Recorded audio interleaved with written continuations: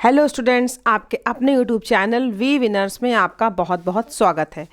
आज मैं आपके सामने फिर से हाजिर हूँ, लेकिन आज का टॉपिक जो है बिल्कुल नया होने वाला है, जो कि अभी आपने इस बारे में नहीं पढ़ा है। ठीक है, तो आज हम लोग जिस टॉपिक को देखने वाले हैं वो बहुत ही इंटरेस्टिंग है। तो वीडियो पूरा देखिएगा, ध्यान से देखिएगा, लाइक कीजिएगा, शेयर कीजिएगा, कमेंट भी कीजिएगा, और अगर आप इस चैनल पे नए हैं तो चैनल को सब्सक्राइब भी ज़रूर कीजिएगा। ठीक है, तो ज़्यादा देर हम लोग नहीं करते हैं और शुरू करते हैं आज का वीडियो। मैं हूँ आकांक्षा और आज हमारा टॉपिक है दर्शन। ठीक है, हम लोग दर्शन वाले पेपर को लेके चल रहे हैं। देखिए, फिलॉसफी। ठीक है, तो इसका जो हम लोग आज क्या देखेंगे, इसमें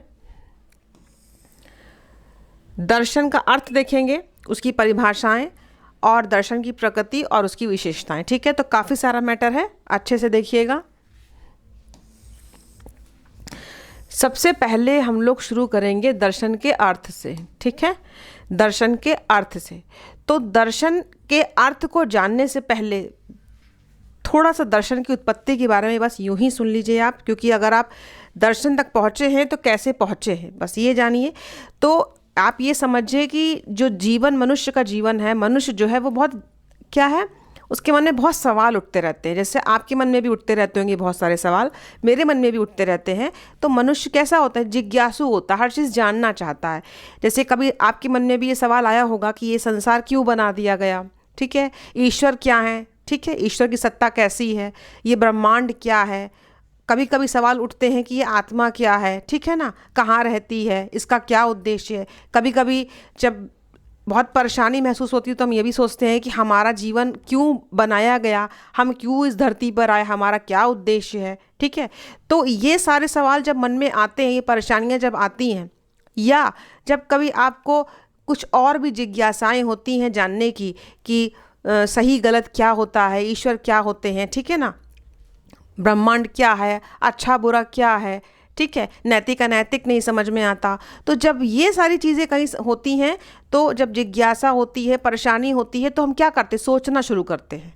ठीक है, हमारे मन में नए नए विचार उत्पन्न होते हैं, तर्क वितर्क होने लगता है। ठीक है, चिंतन मनन शुरू हो जाता है, और जहाँ ये चीज़ शुरू होती है वहीं से दर्शन शुरू हो जाता है। वहीं से दर्शन का क्या होता है, प्रारंभ होता है, उत्पत्ति होती है दर्शन की। ठीक है, अब देखिए कि दर्शन का क्या अर्थ है। सबसे पहले देखिए, दर्शन शब्द दृश धातु से बना है, जिसका अर्थ होता है देखना। बहुत ही सिंपल भाषा में बताया गया है कि इसका अर्थ होता है देखना।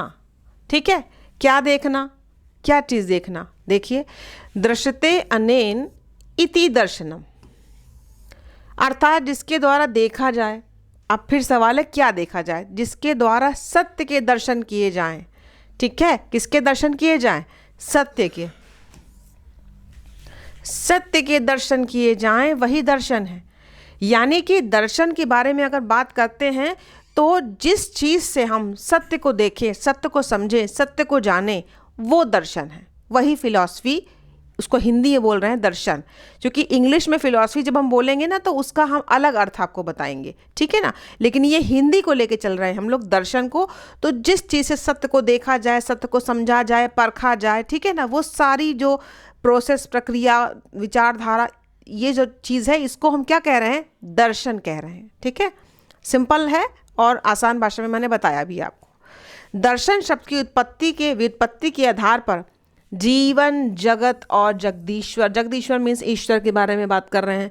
ये जीवन क्यों है, ये जगत क्यों बना दिया गया, ठीक है, आत्मा क्या है, ईश्वर क्या है, इन सब से संबंधित प्रश्नों का सही और सत्य और सत्य उत्तर प्राप्त करने का प्रयास ज्ञान की जिस शाखा में किया जाता है उसको हम कहते हैं दर्शन। ठीक है, यानी कि संसार के बारे में, हम अपने बारे में बात कर लें कि हम क्या हैं, क्यों हैं, ईश्वर कौन है, ठीक है, ईश्वर क्या है, हमारी क्या मदद किस तरीके से होती है, आत्मा क्या होती है, ब्रह्मांड क्यों बना दिया गया, ठीक है ना, हमारा शरीर नश्वर है तो क्या उद्देश्य है इसका, हम पैदा किए गए हैं।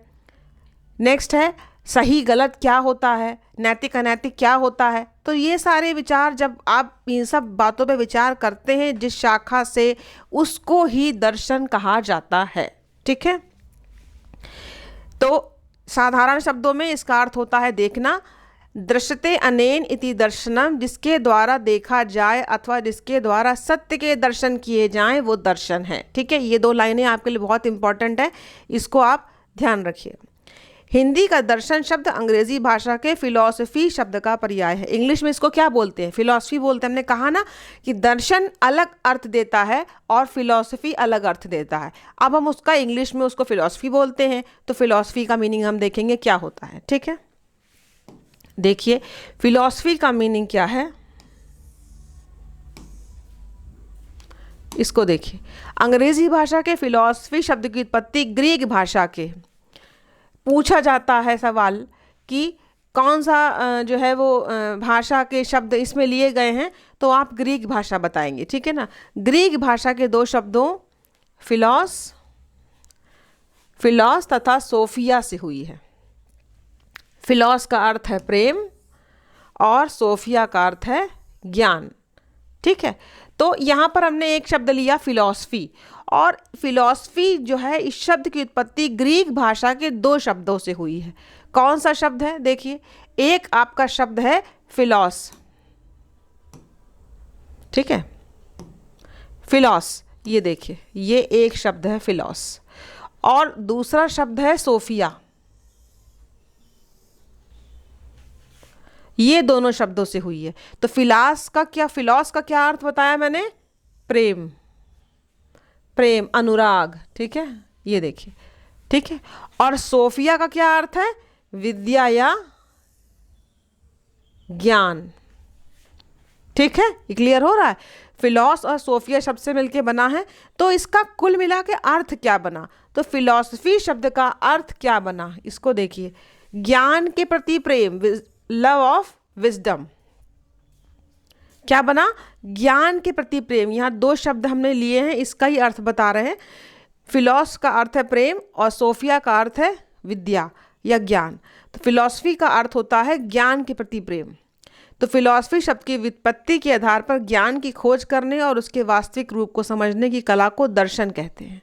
यानी कि अगर जब इंग्लिश की बात करते हैं तो क्या होता है कि ज्ञान की खोज करना और उसके वास्तविक स्वरूप को समझना।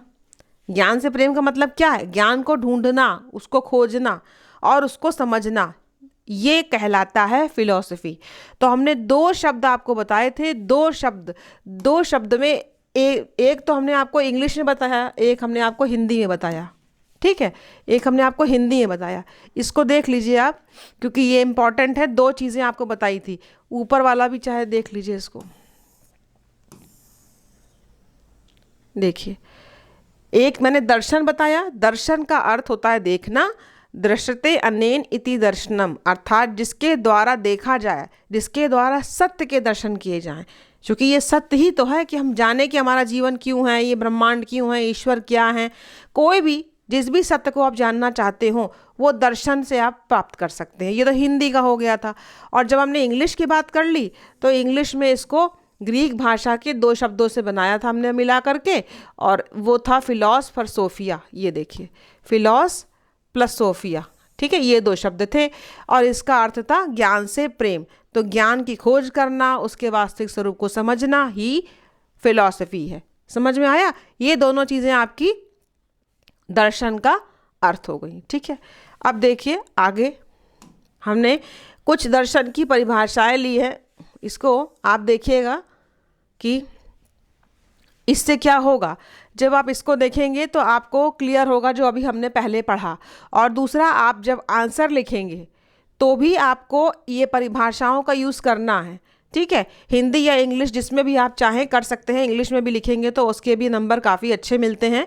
और जब हम कोई अर्थ लिखते हैं और परिभाषा का सपोर्ट देते हैं तो नंबर हमारे बहुत बढ़ जाते हैं। तो आप परिभाषाओं का प्रयोग ज़रूर कीजिएगा, जो भी आपको अच्छी लगती हो। कोई भी कम से कम 2 परिभाषाओं का प्रयोग आप ज़रूर कीजिएगा। ठीक है, सबसे पहले देखेंगे कि क्या कहा डीवी जी ने। ठीक है, दर्शन के परिभाषाओं में डीवी ने क्या कहा। जब कभी दर्शन को गंभीरता से लिया जाता है, ये डीवी की परिभाषा है, तब सदैव ये धारणा रही है कि इसका अर्थ ज्ञान प्राप्त कर लेना है जो जीवन के मार्ग को प्रभावित करता है। ज्ञान प्राप्त कर लेना है, ठीक है। अब ज्ञान का मतलब क्या है? सत्य को जानना, सत्य को समझना। और जब उस सत्य को आप समझ लेते हैं, ठीक है, क्या होता है कि हम कोई चीज़ जानते हैं, पहले सिर्फ जानते हैं, फिर उसको हम समझते हैं, फिर उससे जो ज्ञान निकल के आता है उसका होता क्या है, उसको हम अपने जीवन में अप्लाई करते हैं। जो वैल्यूज़, जो मूल्य निकल के आते हैं, जो गुण निकल के आते हैं, जो अच्छी बातें निकल के आती हैं, उनको हम अपने जीवन में क्या करते हैं? यूज़ करते हैं, अप्लाई करते हैं। मतलब पहले ज्ञान को आपने, ज्ञान की उत्पत्ति को आपने समझा, ज्ञान क्या है, उसको विभिन्न विधियों के माध्यम से उसके स्वरूप को समझा, और फिर उनसे जो मूल्य निकल के आए उनको आपने अपने जीवन में अप्लाई किया। इसको दर्शन पूरी तरीके से कहा जाता है, ठीक है। यही तो दर्शन होता है। सत्य को देखा, सत्य को समझा, उसके बाद क्या? सत्य को जानने के बाद उसका कुछ इस्तेमाल भी तो होगा। तो उससे जो अच्छी बातें, पॉजिटिव पॉइंट्स होते हैं, उनको हम जीवन में अप्लाई करते हैं। अगर हमें पता चल जाए कि मेरा जीवन क्यों बना है, केवल खाने पीने सोने के लिए जीवन नहीं है ना, ये अगर आपको पता लग जाए कि आपका जीवन का उद्देश्य क्या है, भगवान ने आपको इस धरती पर जन्म दिया, ये एक सत्य है। इस सत्य को जब आपने समझा और उसके बाद उसके जो रिजल्ट्स निकले उसको आपने अपने जीवन में अप्लाई किया, तब तो दर्शन पूरी तरीके से आपने फॉलो किया, ठीक है। ये एक क्या है, व्यवहारिक अर्थों में हम आपको शब्द बता रहे हैं, लेकिन जब थियरी लिखेंगे आप तो आपको इन सब चीज़ों का यूज़ करना पड़ेगा, क्योंकि नंबर आपको इनके आधार पे ही मिलते हैं, वो दर्शन को जीवन में समझने के लिए, ठीक है। जब लिखिएगा तो इस भाषा में ही लिखिएगा, ये किताबी भाषा जो होती है इसमें ही लिखा जाता है। आप अपनी चलती फिरती भाषा में मत लिखिएगा जैसे हम बोल रहे हैं, ठीक है। ये समझाने के लिए है आपको। इसका अर्थ ज्ञान प्राप्त कर लेना है जो जीवन के मार्ग को प्रभावित कर सकता है। ये डीवी जी ने कहा, इन्होंने भी देखिए ज्ञान प्राप्त कर लेता है, यानी कि ज्ञान प्राप्त करने के ऊपर डीवी ने भी जोर दिया, ठीक है। इंग्लिश में भी है ये, अगर आप लिखना चाहें। Whenever philosophy has been taken seriously, it has been always assumed that it is signified a wisdom that would influence the conduct of life। जिन लोग को इंग्लिश में लिखना हो लिख सकते हैं, हालांकि मेरी एक छोटी सी सलाह है कि आप 2 डेफिनेशन अगर लिखते हैं तो एक डेफिनेशन कम से कम छोटी वाली इंग्लिश में लिख दीजिएगा, हिंदी वाले बच्चे भी, क्योंकि उसके नंबर ज़्यादा मिलते हैं, ठीक है। इससे पता चलता है कि आप सारी चीज़ों का जानकारी रखते हैं, ये नहीं कि सिर्फ हिंदी ही हिंदी आपको आता है, और आप इंग्लिश वाले चीज़ों को यूज़ कर सकते हैं। जैसे ये छोटी वाली है, इसको आप यूज़ कर सकते हैं। देखिए जो आपको अच्छा लगे, जो आप समझ पाएँ जितना।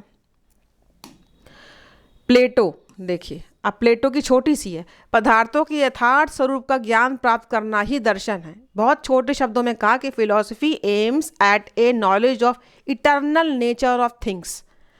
पदार्थों के यथार्थ स्वरूप का ज्ञान मतलब कोई चीज़ है, कोई पदार्थ है, उसका यथार्थ रूप, उसका ओरिजिनल रूप क्या है, शाश्वत रूप क्या है, ठीक है। मतलब क्यों बना है वो, ठीक है। हम केवल ऊपर चीज़ों को समझते हैं, लेकिन उसका ओरिजिनल मीनिंग चीज़ों का नहीं समझते कि वो उस चीज़ का क्या अर्थ है, वो क्यों है धरती पर, ठीक है, और उसका क्या उचित प्रयोग होगा। तो ये सारी चीज़ें उस पदार्थ के अगर हम यथार्थ ज्ञान, इटर्नल नेचर ऑफ थिंग्स हम समझ लें तो क्या कहलाएगा, वो फिलॉसफी कहलाएगी, दर्शन कहलाएगी। किसके अकॉर्डिंग? प्लेटो के अकॉर्डिंग, ठीक है। ये आप देखिए छोटी सी परिभाषा, इसको यूज़ कर सकते हैं। अरस्तु ने कहा कि दर्शन एक ऐसा विज्ञान है जो परम तत्व के यथार्थ स्वरूप की जांच करता है। देखिए मैंने आपको लगभग जो हर दर्शन के अर्थ को एक्सप्लेन करता होगा वो परिभाषा ली है, जो परम तत्व के यथार्थ स्वरूप की जांच करता है, ठीक है। परम तत्व के यथार्थ स्वरूप की जांच करता है, यानी कि आपको यहाँ पर भी देखिए यथार्थ स्वरूप एक वर्ड आ रहा है, यहाँ पर भी, यानी कि उसका जो ओरिजिनल मीनिंग है किसी भी चीज़ का, वो क्यों है, वो जानना दर्शन है। ये प्लेटो ने भी कहा, ये अरस्तु ने भी कहा, ठीक है। इन दोनों का कनेक्शन तो आप जानते ही होंगे कि इन दोनों कनेक्टेड है, इसीलिए इन लोगों की विचारधारा भी काफ़ी मिलती जुलती है। ये देखिए फिक्टे का बहुत छोटा सा है और ये बहुत अच्छा है, इसको तो आप इंग्लिश में बिल्कुल ऐसे ही लिख सकते हैं। ज्ञान का विज्ञान, ज्ञान का विज्ञान, चूँकि ये विदेशी हैं और जब हम फिलॉसफी की बात करते हैं तो देखिए इन्होंने ज्ञान का विज्ञान, केवल ज्ञान पे ही फोकस किया है। लेकिन philosophy is the science of knowledge, लेकिन केवल साइंस ऑफ नॉलेज थोड़े ना होता है, ज्ञान को जानना और उसका यूज़ भी तो करना होता है। लेकिन फिर भी चूँकि ये विदेशी हैं, फिलॉसफी का इन्होंने वर्ड एक बताया और ये थोड़ा सा अच्छा सा डिफाइन भी कर रहा है दर्शन को, तो ये भी आप लिख सकते हैं कि दर्शन क्या है, ज्ञान का विज्ञान है, चीज़ों को जानना। ठीक है, अब देखिए ये राधा कृष्णन है, इनका मैं एम्फसाइज करूँगी आपको ज़्यादा लिखने के लिए। ये आप देखिए, क्योंकि ये जो अपने देश का है उसको देखिए। दर्शन वास्तविकता के स्वरूप की तर्कपूर्ण खोज है। ये ज़रूर लिखिएगा क्योंकि ये अपने देश के हैं भाई, वो विदेशी जो होते हैं उनका भी अच्छा है, लेकिन इसका आप अच्छा लगेगा अगर आप राधा कृष्णन जी का एक स्टेटमेंट यूज़ करेंगे। दर्शन वास्तविकता के स्वरूप की तर्कपूर्ण खोज है। आप क्या करते हैं, तर्कपूर्ण, ये एक इन्होंने शब्द यूज़ किया। देखिए, दर्शन का मतलब सिर्फ ये नहीं होता कि किसी भी चीज़ पे सोचना शुरू कर दिया, सोचते हैं पर उसको लॉजिकली सोचते हैं, तर्कपूर्ण तरीके से सोचते हैं। मतलब कुछ भी यूं ही नहीं समझ लेते हम, उसके पीछे क्या होता है, तर्क होता है, लॉजिक दिया जाता है दर्शन में। ठीक है, चिंतन मनन क्या होता है, हम सोचते हैं, विचार करते हैं, तो सोच के लॉजिक के साथ प्रस्तुत करते हैं, यूं ही कुछ नहीं जीवन में अप्लाई कर लिया जाता। ठीक है, तो दर्शन वास्तविकता के स्वरूप की तर्कपूर्ण खोज है। अच्छा स्टेटमेंट है, इसको आप कॉपी में लिख लीजिएगा और इसको यूज़ भी ज़रूर कीजिएगा। ठीक है, अब देखिए दर्शन की प्रकृति। भाई किसी चीज़ को समझने के लिए उसकी प्रकृति, उसकी विशेषताएं जानना बहुत ज़रूरी है। ठीक है, तो हम लोग दर्शन की प्रकृति, उसकी विशेषताएं देखते हैं। यहाँ पर दर्शन की प्रकृति एवं विशेषताएं। अब देखिए, दर्शन की अर्थ परिभाषाओं का अध्ययन करने से दर्शन की प्रकृति विशेषताओं के संबंध में निम्नलिखित तथ्य दृष्टिगत होते हैं। पहला है कि दर्शन एक निर्देशात्मक शास्त्र है, निश्चयात्मक शास्त्र नहीं। तो निर्देशात्मक का मतलब क्या होता है, दर्शन का काम क्या है, दर्शन का काम है आपको सही रास्ते पे ले जाना, उसको सही रास्ते के लिए व्यक्ति को क्या करना, निर्देश देना, डायरेक्ट करना, कि तुम्हें सही जो कर्म करने चाहिए वो करो, जो कर्म नहीं करने चाहिए वो मत करो, जो नैतिक है उसे करो, ये वाला काम तुम्हें करना है, अनैतिक वाले काम को तुम्हें नहीं करना है। तो ये डायरेक्ट करने का काम है, इसलिए इसे निर्देशात्मक कहा गया है। ठीक है, दर्शन एक निर्देशात्मक शास्त्र है। ठीक है, यहाँ पर क्या किया जाता है, किस चीज़ की आपको गाइडेंस दी जाती है कि आपको क्या करना है और क्या नहीं करना है। ठीक है, दर्शन एक उदार अनुशासन है। उदार क्या होता है, जो दूसरों के विचारों को भी स्वीकार कर ले, वही तो उदार होता है, कठोर नहीं। कठोर क्या कहता है, वह हम ही हम हैं, वो आपकी बातों को एक्सेप्ट नहीं करता। लेकिन उदार व्यक्ति कैसा होता है, जो आपकी बात को भी सुनता है, आपकी बात को भी रिस्पेक्ट देता है। दर्शन क्या करता है, दर्शन का मतलब ये थोड़ी ना होता है कि अगर हमने एक फार्मूला निकाल दिया तो बस वही फार्मूला आपको भी मानना है, ऐसा नहीं है। दर्शन में आप जब कोई किसी टॉपिक पर विचार करते हैं तो सामने वाले के भी विचारों को उसमें इन्वॉल्व किया जाता है, उसका भी सम्मान किया जाता है, सुना जाता है उसको भी। यानी कि दर्शन हर व्यक्ति के विचारों का जो है एक मिलन है। ये नहीं कि केवल एक व्यक्ति ने जो कह दिया वही सत्य है, ज़रूरी नहीं है कि जो एक व्यक्ति ने कहा वो सत्य हो। सत्य के विभिन्न रूप भी होते हैं, क्योंकि सत्य को देखने का तरीका अलग अलग है। ठीक है, तो यहाँ पर जो हम कह रहे हैं वो भी सत्य है, लेकिन उसको अगर आपने किसी और नज़रिए से कहा तो आपकी भी बात सही हो सकती है। तो इसमें जब सामने वालों का, दूसरों के विचारों को भी रिस्पेक्ट दी जाती है, सम्मान दिया जाता है, उनके विचारों को भी स्वीकार किया जाता है, तो वो क्या है, उदार अनुशासन है। अनुशासन का मतलब होता है डिसिप्लिन सब्जेक्ट। ठीक है, यहाँ पे अनुशासन का मतलब वो वाला नहीं है आपका जो क्लास में डिसिप्लिन होता है, ये सब्जेक्ट के लिए बोला गया है। ठीक है, यहाँ पर नेक्स्ट देखिए, दर्शन व्यक्तिनिष्ठ शास्त्र है, वस्तुनिष्ठ नहीं। ये इसी का सपोर्ट है, इसी का सपोर्ट है। दर्शन व्यक्तिनिष्ठ शास्त्र है। व्यक्तिनिष्ठ का मतलब क्या होता है और वस्तुनिष्ठ का मतलब क्या होता है। वस्तुनिष्ठ का मतलब होता है जिस भी क्वेश्चन का एक ही आंसर होता है वो वस्तुनिष्ठ होता है। जैसे कि आप लोगों ने ऑब्जेक्टिव क्वेश्चंस करते होंगे तो उसमें 4 ऑप्शन दिए होते हैं, लेकिन आंसर एक ही सही होता है। और नंबर जब, जैसे मान लीजिए किसी क्वेश्चन का ए आंसर सही है, तो जब कोई ए पे टिक करेगा तभी उसको नंबर मिलेंगे, बी पे टिक करेगा तो नहीं मिलेंगे। तो ये क्या है, वस्तुनिष्ठ हो गया। मतलब नॉलेज एक ही है और उसी को स्वीकार करना है, आपको भी हमें भी। अब जैसे हमने बोल दिया 2 का टेबल, ठीक है, 2 का पहाड़ा बोला मैंने, तो 2 का 2 2 दूनी 4 होता है। अगर हम बोलेंगे तो भी यही पढ़ा होगा, आप बोलेंगे तो भी यही पढ़ा होगा। पानी का फार्मूला हम भी यही बोलेंगे H2O, तो पानी का फार्मूला आप भी बोलेंगे H2O। आपके लिए पानी का फार्मूला तो नहीं बदल जाएगा, आज से 10 साल बाद भी यही रहेगा और 10 साल पहले भी यही था। तो वो जो नॉलेज फिक्स होती है, जिसमें चेंज नहीं होता, जिसका एक ही आंसर निकाल दिया जाता है, उसको हम वस्तुनिष्ठ बोलते हैं। लेकिन जब व्यक्तिनिष्ठ होता है वो ऐसा नहीं होता।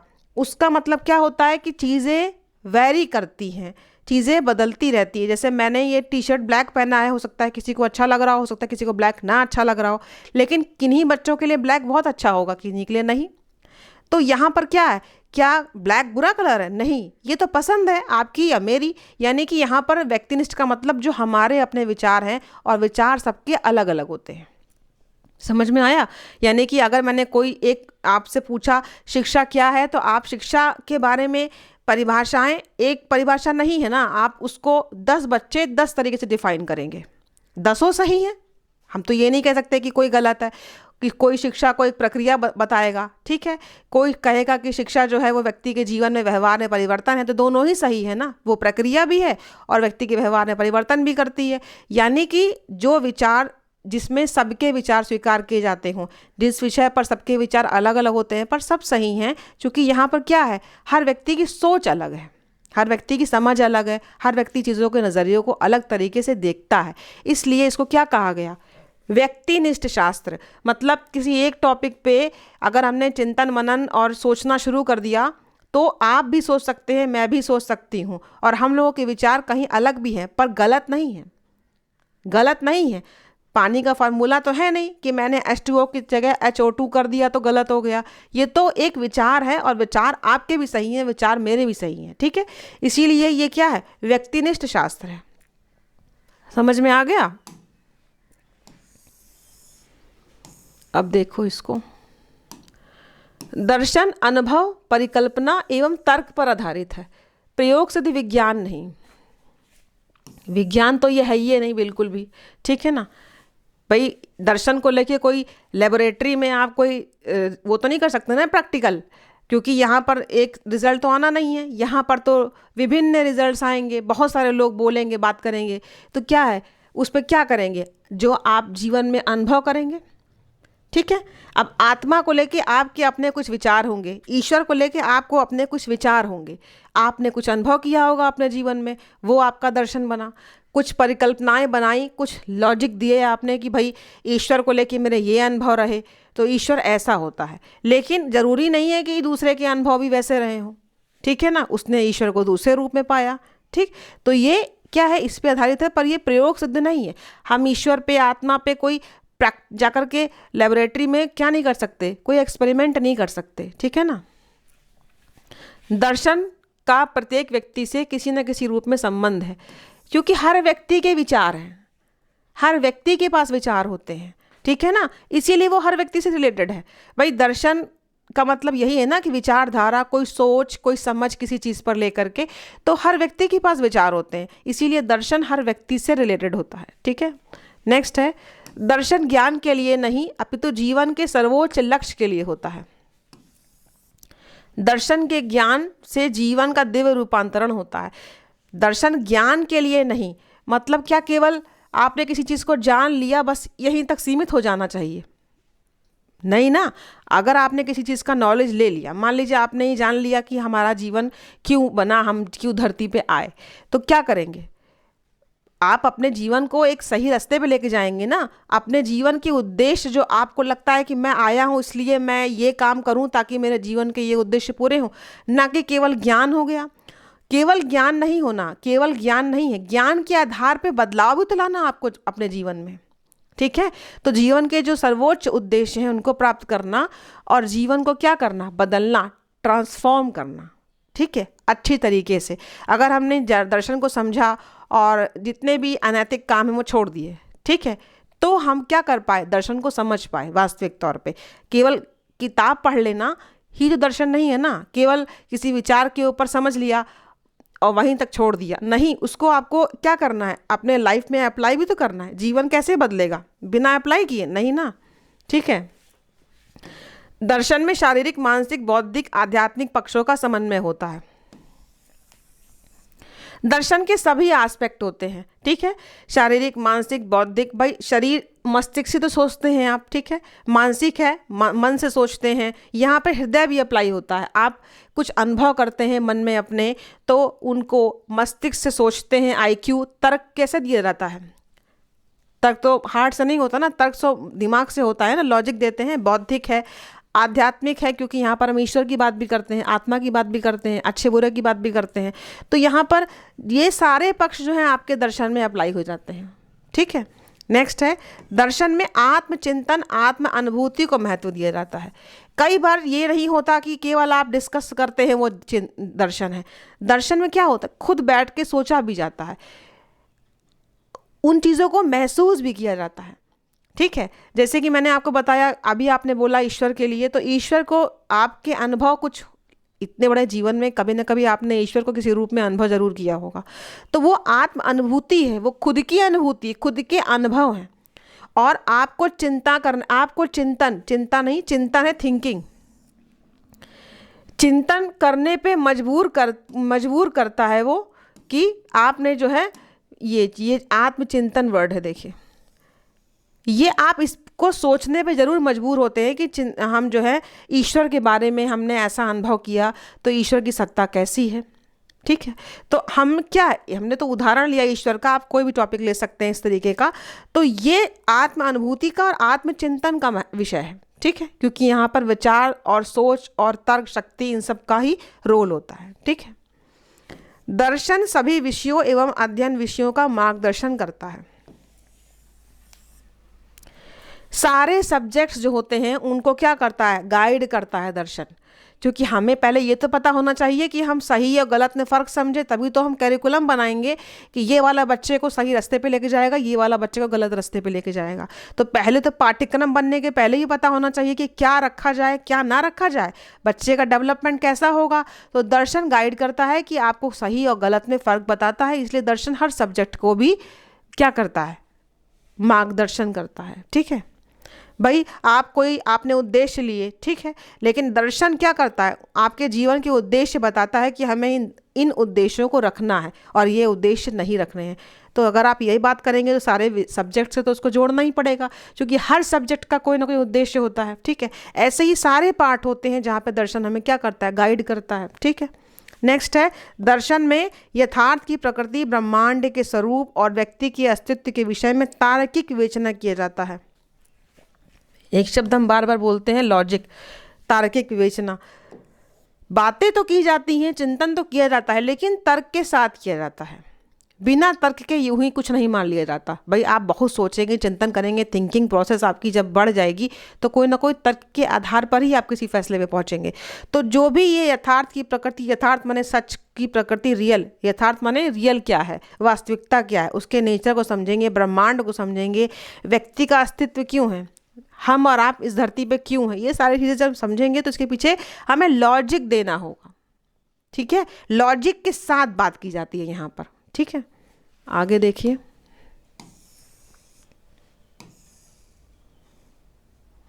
अब देखिए, दर्शन में ज्ञान के स्वरूप, ज्ञान प्राप्त करने के साधन और ज्ञान प्राप्त करने की विधियों का विवेचन किया जाता है।